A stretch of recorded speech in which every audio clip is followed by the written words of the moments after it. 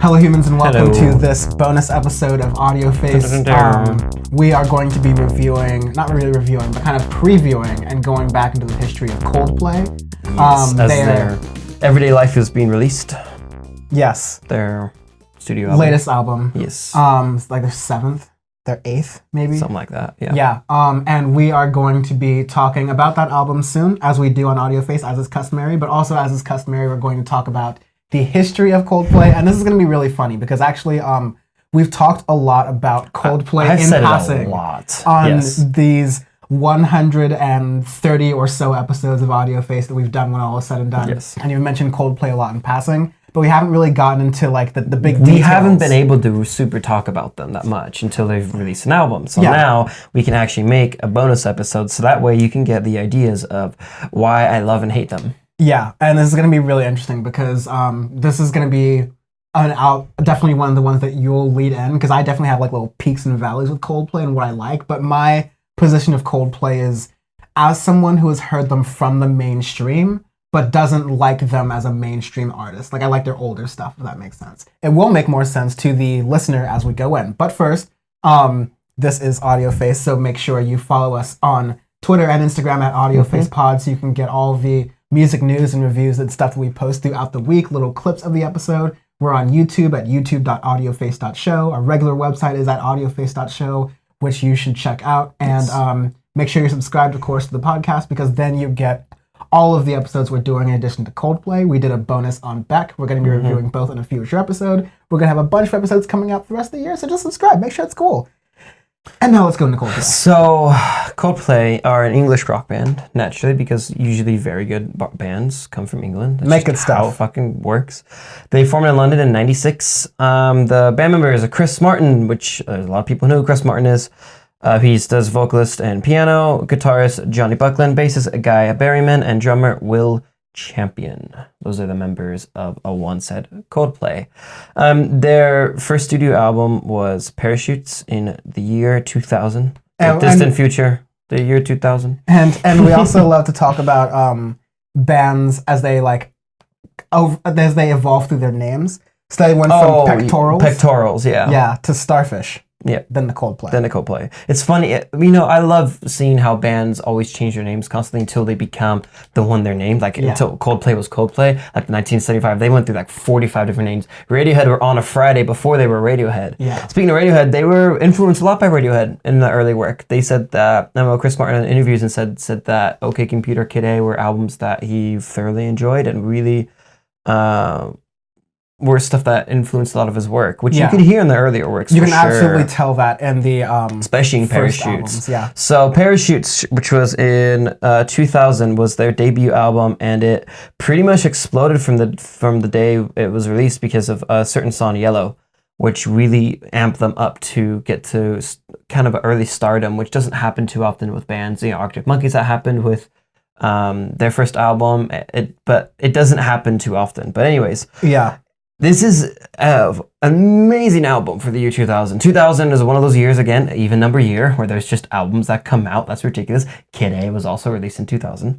But it starts off with Don't Panic, which is a song that's just 2 minutes. It's kind of slow, but it has this really, really nice guitar riff in the middle of it that brings that whole piece to where I always wanted that song to be longer, but it being 2 minutes was a track that's like, okay, this is good to starting off an album. Shiver is a pretty popular song. A lot of people know it. Spies is good. Sparks is a very, very good love song, which is just an acoustic track with Chris Martin going over it, and it's very good, especially live. For an acoustic song, I actually really like it. Fantastic. And I remember seeing live shows of him. They don't play Sparks that often, from what I remember. Yellow was a banger. It's one of those songs that was put on the radio right away. Trouble, another one. Parachutes is good. We Never Changed, the last one. Because this is like on Spotify, they have the deluxe one. Is a very good track. So for a debut album, there are plenty of radio hits on here, but it has a true alternative rock sound to it, to where they're really going and expanding on the Brit side of alternative rock in that early 2000s period. And Jesus Christ, it's an amazing album and one of my favorite albums of all time, for sure. This album got me into them, and I will always listen to it. And whenever I get in moods, I usually start with Parachutes, to be honest. because of how much I like it. Especially Don't Panic. That's such an amazing opening track for an album. And for a band, really. And for a band, exactly. Like that's the song you start on because it's not a big track or anything, but it's enough to suck you into. Wow, these guys are good. Wow, they have ideas. There's definitely something here. There's so much something here. Yeah, and that exploded them to where they started to get more hits. They started playing bigger shows and stuff, and they got their name out there for themselves. Quite good for a first album. The second one came out in 2002. A Rush of Blood to the Head. Oh. This is when I finally started actually getting on the Coldplay. This is when it really became in the mainstream, especially in the US, because of Clocks and The Scientist, which I think are good songs, but I think they got extremely overplayed on the radio, and I think there's a lot better work in this album. I like the Clocks was the first Coldplay song I really love, and I really loved it. It's a great track. It has those really chimey pianos and stuff. It's very catchy into it. It was played in radios and commercials and shows, everything. The thing again with this album is Politic, the opening song, is not a song you would normally start as an opening track, but it sucks you into the album because it starts off with this odd tempo thing with the drums and the guitars that it stops, and it starts into a 5-minute long piece, and it's a weird track to open it up, but they tend to do that in the earlier work. In My Place, Gotta Put a Smile on Your Face, those 3 tracks for opening, fantastic. Then it goes into Scientist, Clocks, which are the 2 big hits out of it. And then there's Daylight, which is amazing, underrated track in it. Warning Sign, A Whisper, which is also good. A Rush of Blood to the Head is criminally underrated too for the track, the title track. Yeah. The lyrics of it, the production of it, it's a slow song, but it is amazing of what it does. It's just those 2 albums in a 2-year span of holy shit, these guys are one of the best rock bands in the world. They're like on track to become, on par with Radiohead good. Coldplay was Coldplay. It was exactly. And this is when they started to get big in the US, especially with those tracks. And again, A Rush of Blood to the Head. Fantastic album.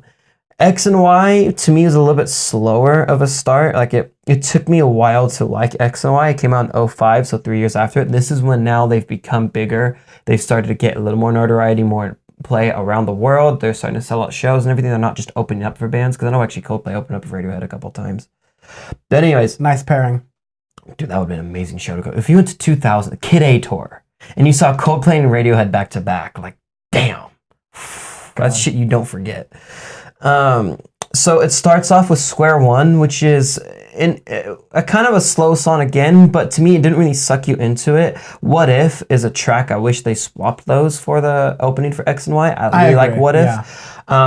The song there's a couple songs on here that everyone will know. Fix You, Talk, and Speed of Sound. Yeah, I was gonna say Speed of Sound. Speed of Sound is again one of those bangers that just gets radio play immediately and gets around there. And like when just a not slow down, but like pause for a moment. X and Y, it's a slower kind of take for. It's definitely a slower album for them, but there's still great tracks because I talk a lot to defend myself a little bit in audioface lore. I talk a lot about songs, and I talk a lot about how I like things that are more faster paced and things that are interesting. But you can pack a lot of emotion and feeling and power into slow songs. There's a lot of times that's why I like slow tracks. But a lot of times when people make slow tracks, it's like they decide to take all the energy out of it too, and it ends up being really pared back and lacking sort of that depth. I give you an example is Billie Eilish's new single that was released. That's a slow song, but it has all that emotion, raw emotion into it. And Coldplay's slower work tends to have that emotion. Like an example, Low, which is Billie Eilish's single "Everything I Wanted," just for the record. For the record, for people who listen to this later on. Yeah. For Coldplay, the song Low, which is the 9th track on X and Y, is a slower song, but it's long, it's 5.5 minutes long, but it builds and builds and builds and builds. And that's what they were very, very good at doing, was having long songs, but they suck you in the whole time and they keep you drawn into their music because it keeps building, it has a message on it, and for slow music, it's fantastic. And by long, tracks. At this point, we're really barely cracking at the 5-minute surface. I mean, it's not cigarettes. Yeah, at this point. Exactly. Yes. And but X and Y is still, it's a good album, but to me, it felt like they were 2 steps forward, 1 step back with X and Y to me. Whereas like, okay, you had some good ideas, but there was a little bit, some stuff that was missing in it compared to your other previous 2 works. But I mean, considering A Rush of Blood to the Head and Parachutes are like some of the best albums of the 2010 or the 2000s, is ridiculous to have to try 3 albums back to back. And then we go to 2008's Viva La Vida or Death and All His Friends. And that is one of my favorite alternative rock albums of all time. Oh yeah, it's a masterpiece. It is a masterpiece, especially the Prospects March edition, which is a dual-sided album where it just has some B-sides and stuff to it. And to me, that one was what started. This is peak Coldplay to right where the fall hits big time. So let me give you a little rundown. Life in Technicolor, which is the sound of the album. That is just the thing that had the music it's like video. A soundscape, yeah, it's the theme of the album is like this little puppet show that they have for the Life in Technicolor, which is just thing that's like it suits the album. You have Cemeteries in London, Lost, 42, which are great songs, Lovers in Japan, and you get to one of my favorite songs of all time, Yes. It's a 7-minute long song, but it's 2 songs into one. And the second half of Yes is incredible. It is one of my favorite alternative rock tracks ever made. I literally just listened to it. I can't describe it of how much I like that second half. About 3.5 minutes into the track, it switches, and god damn, it's good.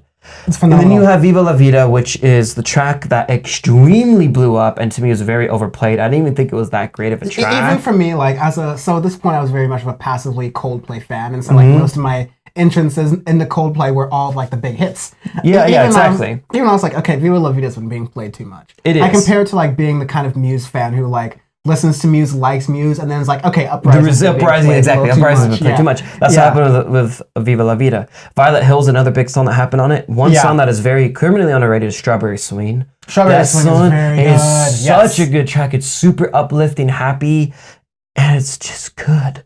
You have the Prospects March edition, which has Rainy Day, Glass of Water, Postcards from Far Away, which is just a little piano prelude.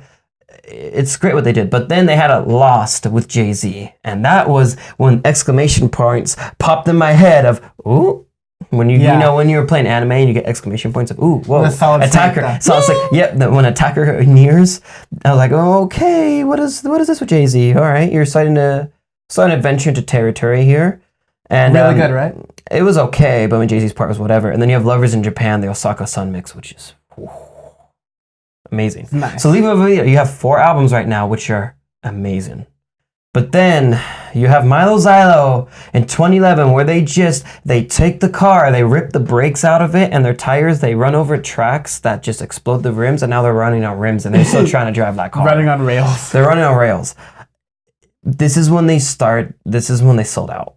So I had a very interesting conversation on the way to watch Tom York with one Bam from the We Made It podcast. Because Bam really, really likes Parachutes and A Rush of Blood the Head. He didn't like X and Y much of Viva La Vida, he was kind of indifferent to. But he said that he thinks that Chris Martin decided to just become a star. He was kind of out of the loop. He got in that Hollywood loop. You know, he married Gwyneth Paltrow or dated or whatever, got in that Hollywood bubble and decided, you know what, I want to become the biggest rock star of my generation. And that's when Milo Xylo came out.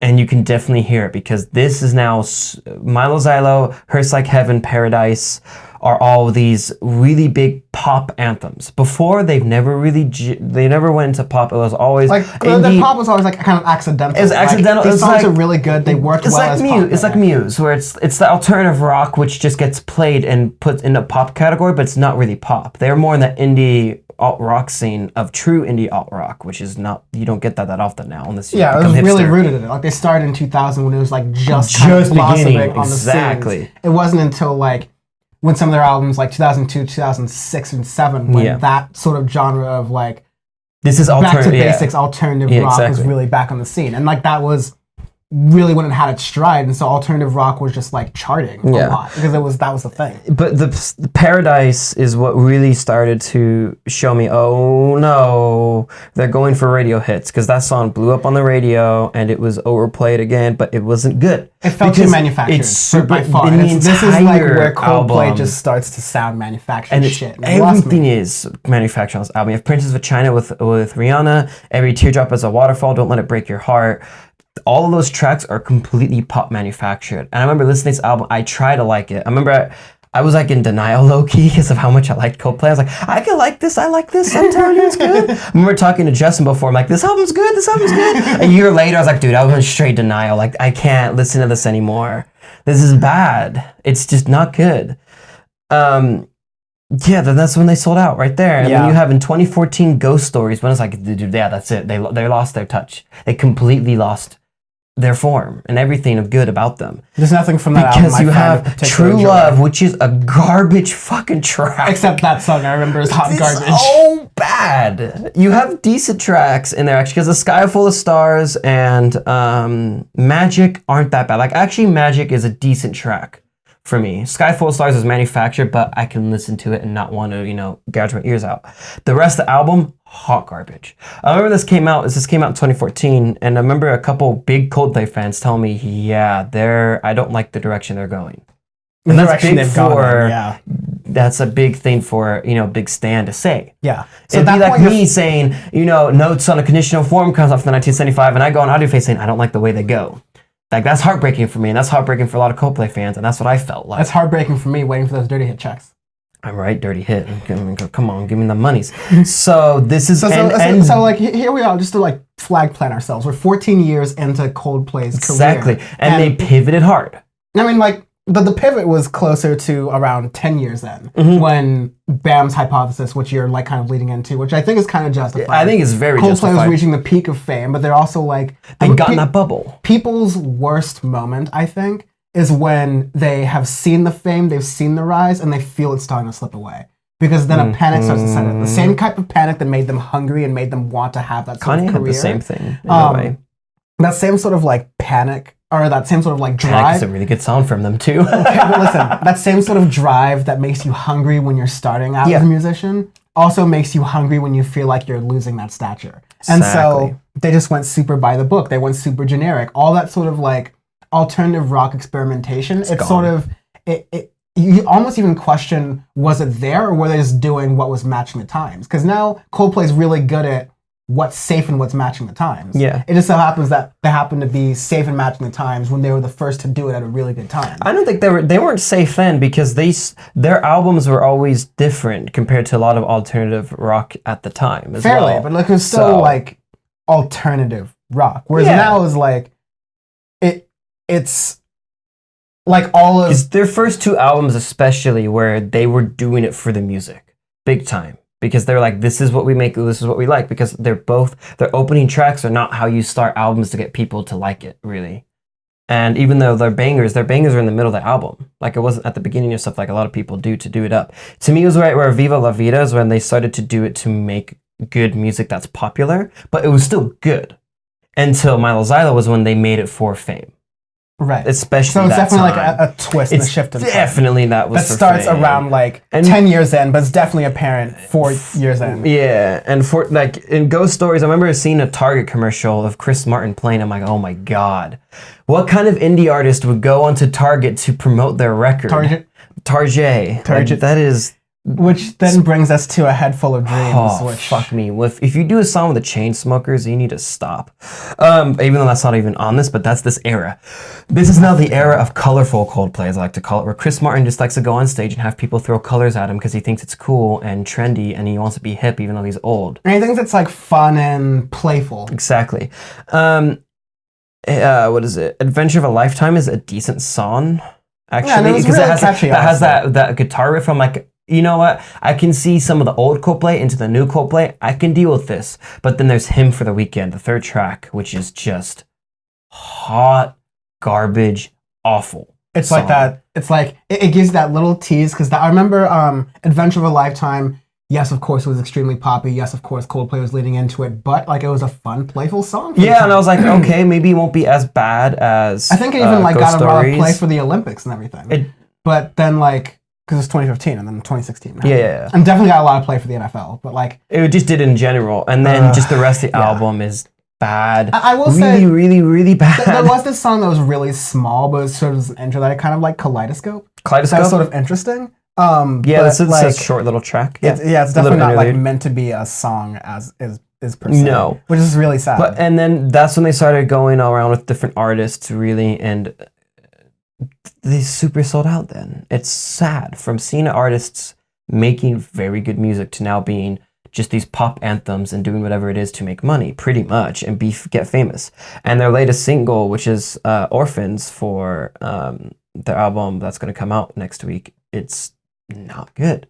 It's the same thing of they're just doing what is good with the times at this point, which is now it's the come together bullshit of, oh, let's be political. Let's come together and have some people. And that's what it is. Every band, and we've talked about this recently and throughout all the history of audioface in general. It's fine for bands to be political. They should be. They should be. Political for what purpose? Are you being political for, again, like... Neon Indian.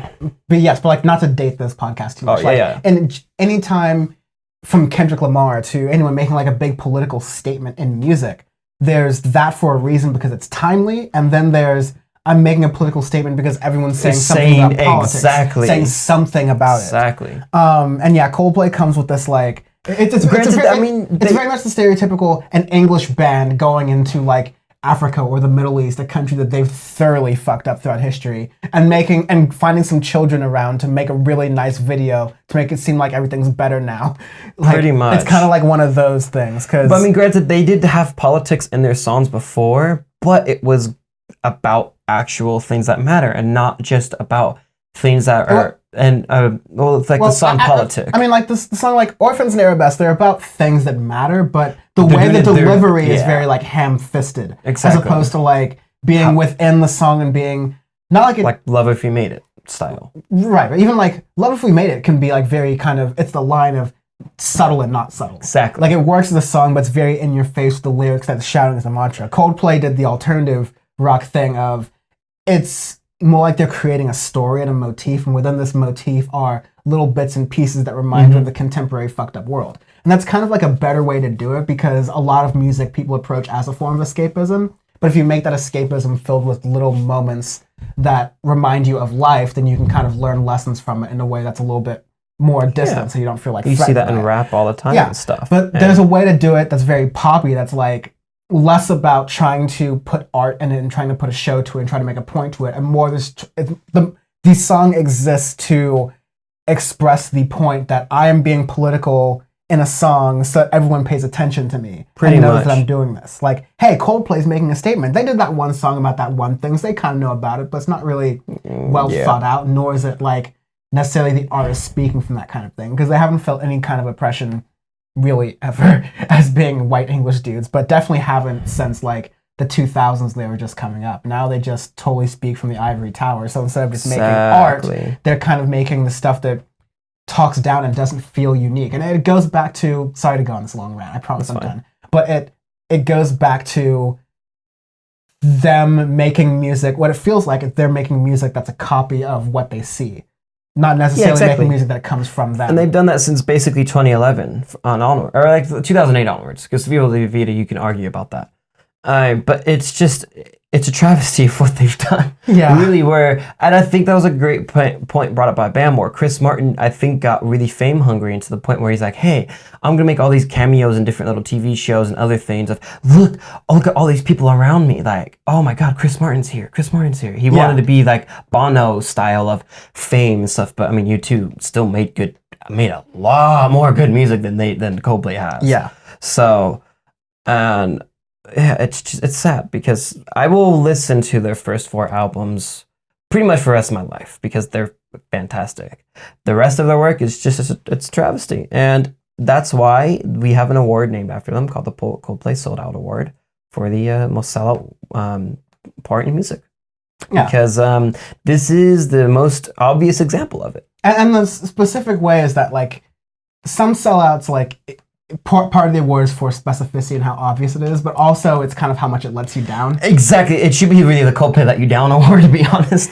Yeah. It's just, I remember, just the feeling of, okay, I'm trying to get on board with this, and then when A Sky Full of Stars came, I'm like, yeah, that's it. Coldplay's gone, man. Coldplay's done. Because imagine like the fans, like kind of you're speaking from the point, the music fans who are listening to that and they go, wow, I tried to ride with this band for a while, and now I have to listen to this while I'm understanding it. And there are a lot of people that like it too, and there are new Coldplay fans who just like their newer work as well, because they still sell at shows and stuff. Their shows are very popular, but to me it's a bit of a different demographic to what they were at before as well. So And it's interesting. Coldplay right now is a lot of like an arena spectacle. Like eventually you start selling out music or shows at that point, at that size, and you can be performing kind of whatever, but it's just like loud rock music with lots of lights and fog. And colorfulness, and that's what they do now. So yeah, now you understand why I rant about Coldplay a lot, because listen to their early stuff, it's so good.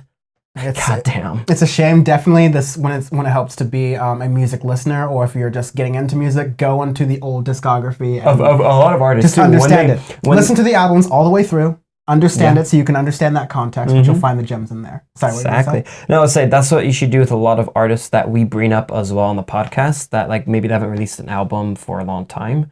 You can go in the discography and get an idea. Like Kanye is a good example, because Kanye's early work, fantastic. His recent work, he's crazy.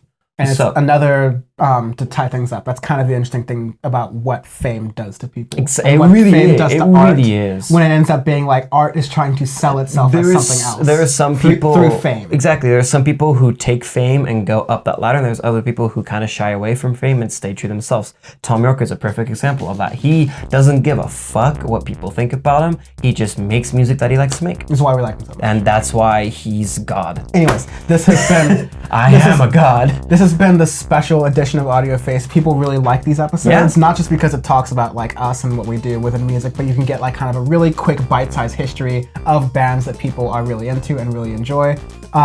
Thank you for listening to this episode. Sean can be found on things, Twitter and Instagram at SW Suarez. I can be found Twitter at Dan from the Web, on Instagram at Dan from the Internet. You are watching this, and we can find this at youtube.audioface.show, and the website is audioface.show. Correct. Thank you very much. Next week, if you're listening to this in week's time, auditing, we'll do Beck and Coldplay. Yep. And that should be great. That's going to be a very music-heavy episode. Cheers.